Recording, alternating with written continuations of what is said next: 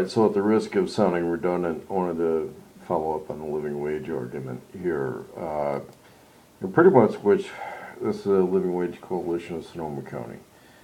They explain it as well as anybody could.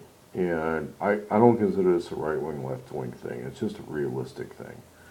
And basically, a living wage ordinance, and this is done at the municipal level, requires employers to pay wages that are above federal state minimum wage and is based on a cost of living for each community. Now, different communities can come up with a different living wage requirement. One of them is that the city and county governments would not contract with or subsidize employers who pay poverty level wages. Hard work should be rewarded with adequate pay and benefits. So what they're saying is that, sub-minimum wage or sub-living wage may still take place in the county, but the county will not subsidize an employer who pays poverty level wages. Now, what that would mean is let's say the county's calling in a catering company to do things. That catering company, in order to do business with the municipality, has to be a living wage employer. They could still have some part-time minimum wage people, but you wouldn't have, for example, over here in Craigslist, if we go into general labor, there's a lot of stuff. Now, we've gone general labor. This should only be semi-skilled labor. And when we start looking at some situations like janitors, one of these, this one right here, Kelso, Washington, I don't think they named the company. They want to pay $9.65 an hour, which is barely above minimum wage. It might be the minimum living wage for Kelso, Washington, I'm not sure. It's not a really expensive area to be in. But here they talk about, there's a lot of stuff here. Apparently background check's not part of it. There was another one I was looking at where they wanted a full background check and they were still only paying $10 an hour.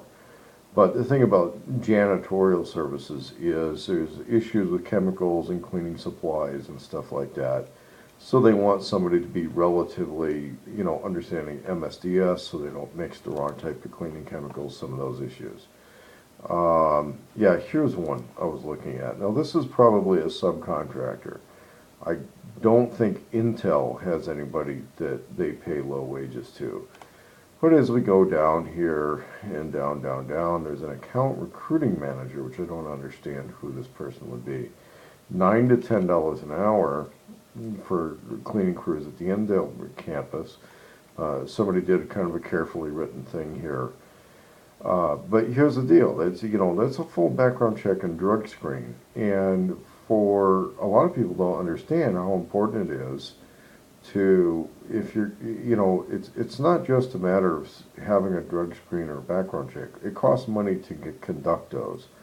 But it also, also costs money to keep somebody's nose clean over the years too. So when I really think that for somebody who's managed to stay out of trouble, for somebody who doesn't indulge in narcotics use, to kick them in the nuts and tell them it's $9 to $10 an hour to pass a background check or a drug screen, when 20 years ago that was a security clearance, okay? And you're telling me that a security clearance is required for $9 to $10 an hour?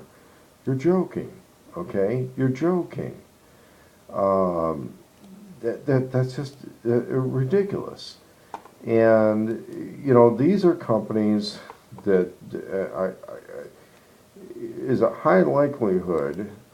See, house cleaners. Of course, this is in homes, so you're going to be a little bit selective with somebody who goes to different homes. $10 an hour. If I'm going to somebody's home, I want somebody who's paid enough that there's just no financial reason for them to be stealing. It works better for them to just finish a day's work and get paid a day's wages than to be so close to poverty that they see a little iPod or iPhone sitting on somebody's end table and it's worth kissing off the job to steal. And that's where it gets really dangerous. I won't take somebody into a home that's at such a low wage that there's a real incentive for them to start casing the place out. Very dangerous to do that. I'd be curious what this company pays the people versus what it charges the clients. I blew out an interview with a handyman company a few months ago when I found out they were charging $85 an hour for the service that they wanted to pay me $15 an hour for, and that was with me providing tools and equipment. And that's just too much of a disconnect between what they pay and what they charge. And when you at least they have the dignity to offer 15 an hour. These guys are at 10 because it's maybe a little bit less skilled work, but it's too low.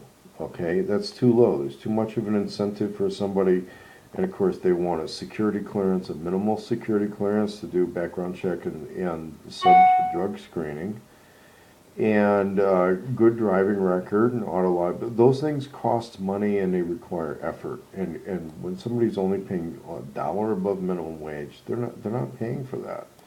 So that's not a company that I would consider. That I wouldn't living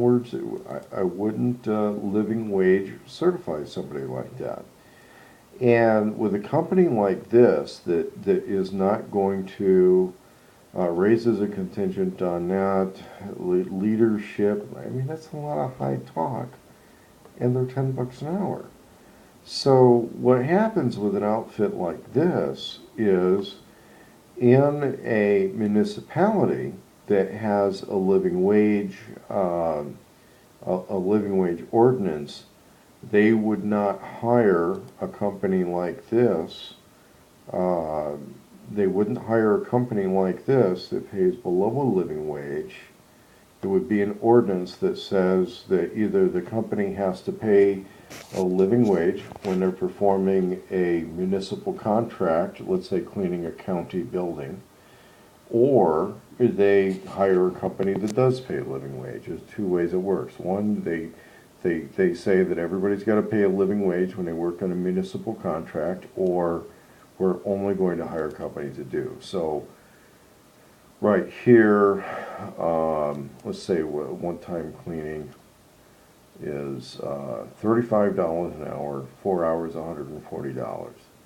So they charge $35 an hour and they pay 10. Now there's going to be some administrative costs in that. That's where the worker is getting a little bit less than a third of the money. Believe it or not, this is actually not as terrible as what some companies are doing. There are companies that charge 50 to 80 and then still only pay that $10 or $12 an hour. When these guys are talking 6 hours for $210, 8 hours for $280,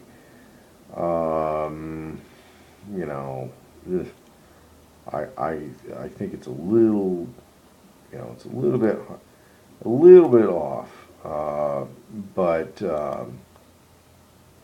yeah, it's a little bit off. I think it's not badly off, but a company like this, they would tell them that they need to give the worker a little bit bigger piece of the action if they were going to be complying with a living wage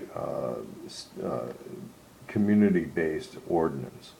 But those things work different ways. Some of them it's mandatory for them to get a business license in that community, which is one of the harsher ones. The other is that they simply wouldn't get any city or county contracts unless there's an understanding that they pay a living wage, and that's that's fair. I think that's fair. They wouldn't get any city or county contracts unless they pay a living wage. And then we explain what the cost of worker poverty is, and it also it's an ethical issue with competitiveness on these things. But anyway, that's part 2 of the living wage discussion. And if you want to look at this, look at the other sides of this. And I think it's entirely fair for municipalities to adopt this.